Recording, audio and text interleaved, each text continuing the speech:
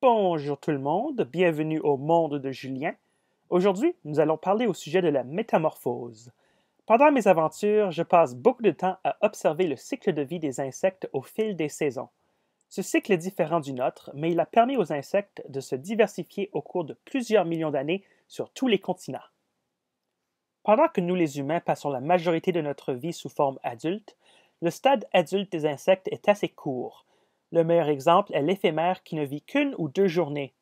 Du côté évolutif, cette stratégie est utile, car en accélérant le stade adulte, les insectes peuvent ainsi créer une nouvelle génération rapidement, ce qui augmente le potentiel de former de nouvelles adaptations à travers la sélection naturelle.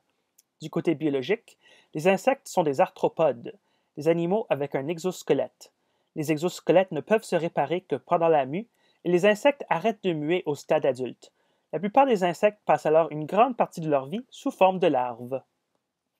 Les larves ont comme seule tâche de manger, grandir et ne pas se faire manger, ce qui est très difficile à faire car elles n'ont pas d'ailes comme les adultes. Elles doivent aussi passer à travers une métamorphose afin de devenir adultes car leurs formes sont tellement différentes. Il y a deux types de métamorphose.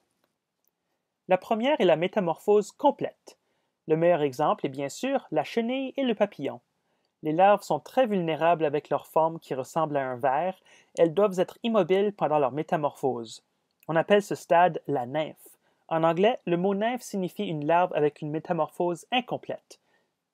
Les larves avec une métamorphose incomplète ne franchissent pas le stade de nymphe immobile et ressemblent un peu plus au stade adulte. Elles ne sont donc pas aussi vulnérables. Par exemple, la larve de la libellule est un prédateur aussi vorace que l'adulte. Pendant que l'adulte chasse les moustiques dans les airs, les larves vivent dans l'eau où elles chassent les larves de moustiques, des petits poissons et des têtards.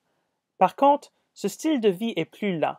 Les libellules vont passer jusqu'à 4 ans sous l'eau, alors elles sont très vulnérables à la pollution. Les besoins des insectes changent à mesure qu'ils grandissent. Donc, protéger chaque composante de l'environnement les aide.